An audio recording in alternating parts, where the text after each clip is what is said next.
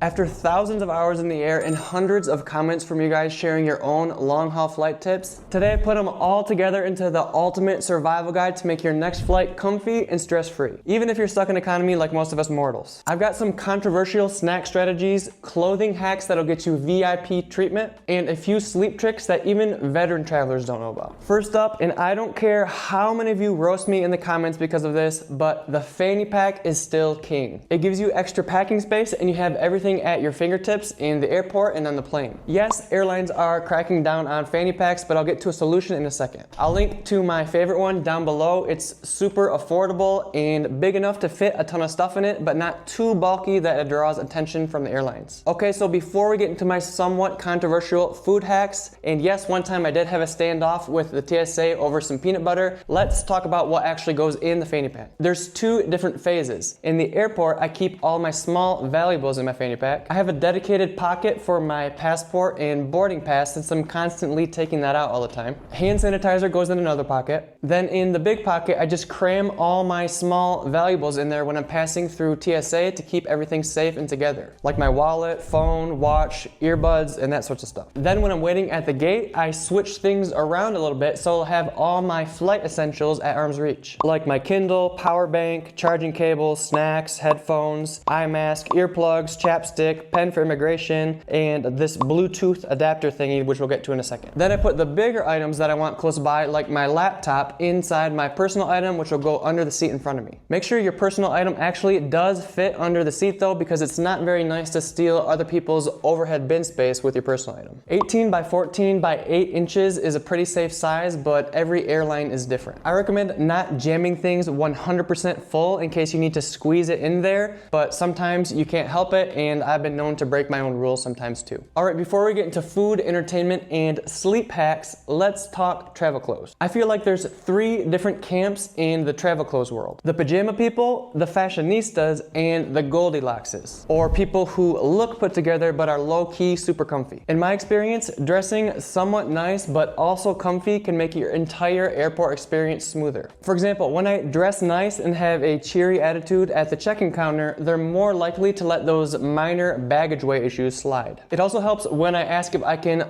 volunteer to sit in the emergency exit row, which gives me more legroom. Then after that, when you look nice in airport security, they tend to be less thorough in their screening process. Though it didn't help me very much during my infamous peanut butter incident. At lounges, staff treats you differently, gate agents are more likely to upgrade someone who looks nice, and flight attendants are more likely to say yes to your special requests. I'm not saying you need to wear a three-piece suit or high heels, because comfort is still key here. And I'll show you my favorite clothes that look snazzy but are also super comfy in a second. But first, some of you may have heard of the fanny pack crackdown in many US airports, where a lot of them are now considering a fanny pack as a personal item. And while I still think it's possible to use them perfectly fine if you keep them hidden behind your back when you're going through check-in and the boarding gate, I have found an alternative solution which I've been recently using on all of my flights and really in everyday life. Instead of using a fanny pack, which apparently can be counted as a separate item, you can just wear a jacket that has tons of different secret pockets. ScottyVest, who sponsored this video, specializes in pocket science, which basically means strategically loading 20 to 30 pockets into their clothes without making it look bulky or awkward. For example, on my last flight, I packed an entire backpack's worth of stuff into my vest and passed through the airport no problemo. I honestly couldn't believe how much stuff I crammed in here without making it look suspicious. That video is coming out soon, by the way, so subscribe and hit the bell if you want to see me outsmart the airlines and how this jacket looked when I jammed it full. Wearing ScottyVest clothes kind of makes me feel like I'm living 100 years in the future, and it's super convenient to have a home pocket for all your valuables so you have quick access to them in the airport and on your flights. For 20% off, use the link in the description and then send a message to their chat saying that Project Untethered sent you. So while we're talking about clothes, let's settle the jeans debate once and for all. A bunch of people commented on my videos saying they don't trust anything I say because they've seen me wear jeans on flights and jeans are uncomfortable comfortable, they say. Well, welcome to 2024, folks. These are not your grandpa's jeans. Modern travel jeans are basically like sweatpants in disguise. They're also the biggest pants that I travel with, and so when I wear them on the plane, it means I have more space in my luggage to pack other stuff. And if I want to look even more classy without sacrificing comfort, then I just wear these travel khakis that Western Rye sent me. These are probably my favorite travel pants because they're super stretchy and they pack down super tiny, they dry fast, and they don't really get wrinkled. So basically when I wear stuff like this, I'm as comfortable as the people who are wearing their jammies, but I look nice, so the airline staff tends to treat me better. Another tip to survive long haul flights is to pack multifunctional items in your personal item that can be used as a pillow and a blanket during your flight. Airlines sometimes provide these for you, but trust me, they don't get washed as much as you'd expect. And plenty of you have left comments about the grody stuff that you found in your blankets. If you're going to a beach destination, it's handy to pack one of those microfiber towels that you can use as a towel for the beach, but also it'll double as a blanket on the plane. You can also pack a travel pillow, and I personally find the turtle pillow to be most comfortable,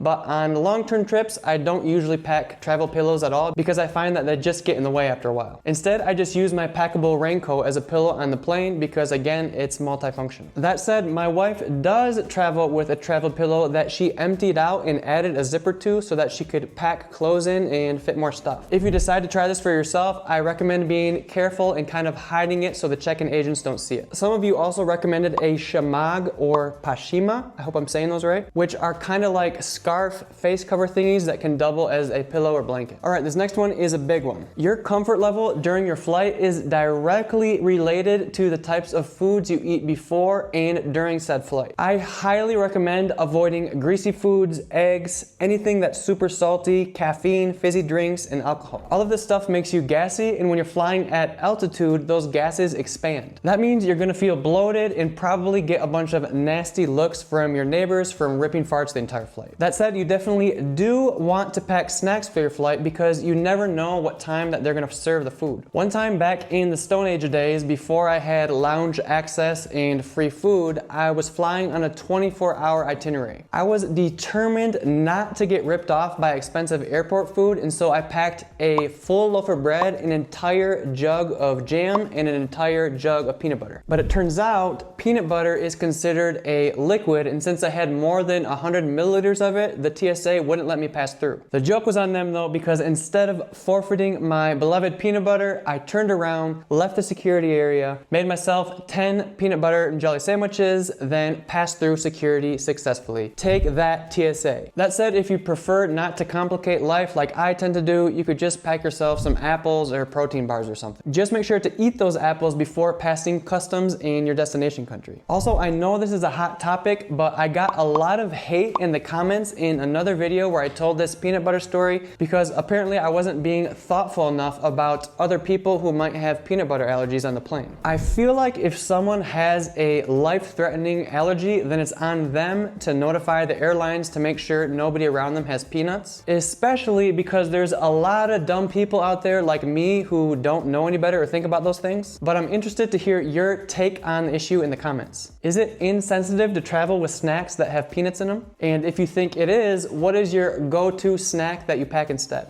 Now for some tricks to stay hydrated on long flights without driving yourself and your seatmates crazy with bathroom breaks. It's all about being strategic. Most people hit the bathrooms either right after meals or right after the seatbelt sign turns off. So when everyone else zigs, you're gonna zag. Always force yourself to go to the bathroom right before you board the plane. And when you see the meal cart coming, that's your cue to hit the bathrooms to avoid huge lines and dirty bathrooms. I don't know if they were serious, but I've even had someone comment that they use adult diapers when they're flying so that they can sit in the window seat and never have to get up to go to the bathroom. I mean, I like where their head's at, but I'm not sure if I can condone this type of behavior. There's another gross thing that I hope you don't do in the bathrooms that we'll get to in a sec, but first we need to talk about seats. Personally, I like the aisle seat when flying on shorter flights and on budget airlines because there's normally a little bit more legroom, at least if you stick your feet out in the aisle. But long haul flights tend to have more legroom to begin with, and if you want to make sure, you can check it out on seatguru.com.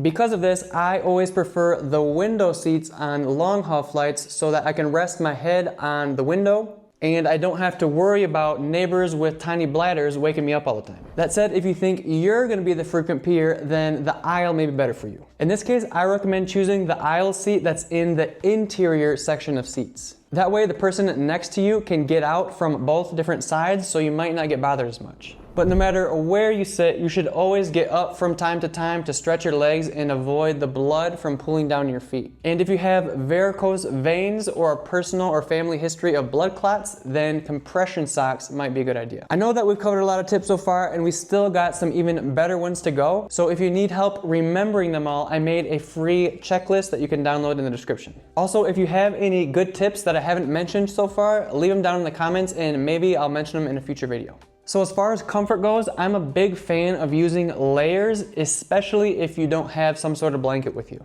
The last thing you want is to be shivering for 17 hours plus, and also layering just means you'll have more space to pack in your luggage. Slip-on shoes are also handy both in the airport and on the plane because you can slip them on and off really easily whenever you need to get up to go do something. That said, if your feet smell like old eggs, please keep your shoes on or bring a fresh pair of socks. Also, please put your shoes on before using the bathroom. Think of how much pee and poop are on the floors in there, and yes, I said poop. Also, I'm by no means a germaphobe, and I know that some people hate masks with a passion, but I like to have one in my jacket pocket or my fanny pack just in case. I usually don't wear it, but if there's someone sitting right next to me hacking up a lung for the entire flight, then I might just slip it on. You can call me a sheep if you want to, but when I'm going on vacation, I prefer not to be sick. As far as headphones go, noise-canceling headphones are going to be your best friend. I see a lot of people wearing those fancy over-the-ear headphones though, and I'm just not a big fan of those, at least for flights. Just try leaning against the window with those big bulky things or using your travel pillow. It's not that comfortable. That's why I'm an earbuds kind of guy. The risk here is that one of the buds falls out and gets lost, but I've never had a problem with this. And if you're worried about it, there's some super cheap solutions. I bought this cheap silicone case thingy on Amazon, and it came with one of these like wire thingies that you can slip your earbuds or AirPods into, and so it hangs around your neck and it's impossible to lose. And if you're flying a ton of long haul flights, it's also handy to get one of these little Bluetooth adapter thingies that plugs into the plane's entertainment system and then allows you to connect via Bluetooth to your own headphones. That means you'll never have to use those crappy wired headphones that the airlines give you where the sound is cutting out and breaking all the time. All that said, yeah, the adapter thingy is kind of cool, but I do think it's a little bit expensive for what it is, especially if you're not doing many flights. To save money, you could just download movies and podcasts and things to your phone and then just use your own headphones. I'm a big fan of YouTube Premium, which lets you download videos offline. And if you don't want to pay, you might be able to get a free trial and sign up right before you leave on your trip, and so when you get home, you can just cancel it. And while you're at it, don't forget to download some offline guided meditations or sleep sounds onto your phone. You'll thank me later when there's a baby having a meltdown 3 rows back or some kid blasting their iPad games at full volume.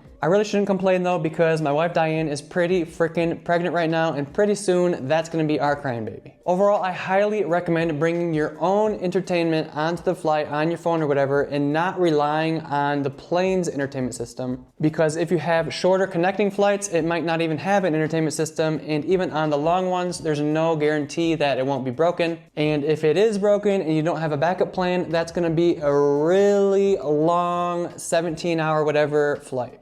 Also, if you want to block out the world even more, don't forget your eye mask. If you're flying business class, they'll probably give these for you, but if you're in economy, it's BYOM. Okay, before we get into the sleeping strategy that prevents jet lag, make sure to subscribe if you want to see more useful travel videos like this one. If you've ever experienced jet lag, you know how bad it sucks and how it can really put a damper on the first couple days of your trip. It's basically when your body's internal clock gets messed up, and it happens especially when you're flying east. One way to avoid it is to start to adjust your schedule before you even leave on your trip. If you're flying east, try to go to bed 1 hour earlier each night, every night before your flight. And do the opposite if you're flying west. Then on your flight, try to sleep when it's nighttime in your final destination and stay awake when it's daytime in your final destination. This can be easier said than done and might mean that you're trying to sleep while everyone else is talking and eating lunch, or trying to stay awake when the cabin's dark and quiet. This is where our eye mask, noise canceling headphones, entertainment, and soothing sounds come in handy. Also, popping a melatonin around 30 minutes before your new bedtime can help trick your body into adjusting faster. And there's also a few new ways to use technology to help fight jet lag. I once tested out an app called Time Shifter that takes your flight info and then creates a custom jet lag strategy for you. It gave me all the times that I should be awake, sleeping, drinking caffeine, avoiding screen time, and all those things on the day of my flight and on the days leading up to my flight. This is pretty cool in theory, but when I ended up testing it, my flight ended up getting delayed, which screwed up the whole plan. Another anti-jet lag tool that I'm excited about is this ultra-human ring that was sent to me to test out. It's kind of like that Oura Ring sleep tracker that's all the rage these days, except unlike Oura, there's no ongoing monthly fees and it works all around the world. Anyway, it looks like they have a new jet lag feature coming out soon that uses your personal health data from your ring to create your own anti-jet lag plan. I'm super excited to test it out and I'll link it below if you're interested. Apart from using these tools and strategies to fight jet lag, you can also help avoid jet lag if you're able to choose a flight that arrives in your final destination in the morning time, which makes it easier to adjust. But keep in mind, after 17 plus hours in the air, crossing tons of different time zones, you're bound to be a little bit groggy when you land, no matter what. And this is exactly what scammers in the airport are hoping for: easy targets. Scams happen more often than you think in airports, and landing after a long flight is when you're most likely to get tricked. To avoid this, you need to be aware of the sneakiest airport scams to look out for, which you can learn by watching this video next. These scams trick travelers like you every day, so make sure to watch it to make sure you're not the next victim. All right guys, like, subscribe, do the things. Love you, bye-bye.